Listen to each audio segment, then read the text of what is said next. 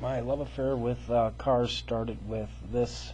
This is an actual picture of me in my 51 Hudson pacemaker. My dad was going to restore it and it failed. And these are not pictures of my actual cars. These are pictures I found on the internet.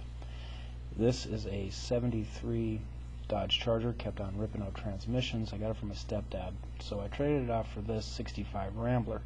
I had a girlfriend at the time. She didn't much care for it, so I traded it off for this 1980 Toyota Corolla, which my brothers filled with water and wrecked the motor. And I got this 70 Malibu, but it didn't work, so I got this 77 Malibu. Got that truck from my grandpa, sold it at auction. This is actually my mom's car, but I drove it all the time, rolled it. Had a 87 Chevy Celebrity. It had massive amounts of electrical problems, so I bought this from my mom. It is a 77 Ford LTD, blew the motor.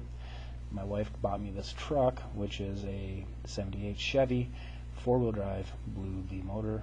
Got a $75, got a 70 Chevy that my cousin had rolled millions of times, ripped out the transmission, went back to the Celebrity. That had continual electrical problems. Got this Oldsmobile from a friend. I gave it back to him. This is the Caprice I got my wife. She traded it off for an 84 Olds gutless Cutlass, and that left her stranded on the road like 100 miles from home. Had to go get her in my van because I've had 3 of them. One hit a tree, one the tie rod ends went, and the other one I gave back. Also during that time I had a 79 Ford four-wheel drive, good truck. This is a Pontiac Phoenix, first yard car, never left the farm. Same with a 79 Eldorado. Just beat them ruthlessly. I got my wife a 87 Taurus, which I blew the motor on.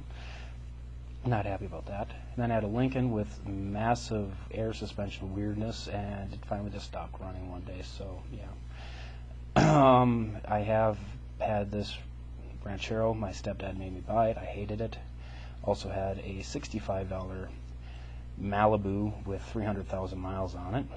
A Bronco that I loved dearly. The thing was unstoppable, but my wife made it, traded it off for a 92 Le Mans that she kept while I drove a 1980 Ford Escort. By the way, those guys are way too pimp to be me.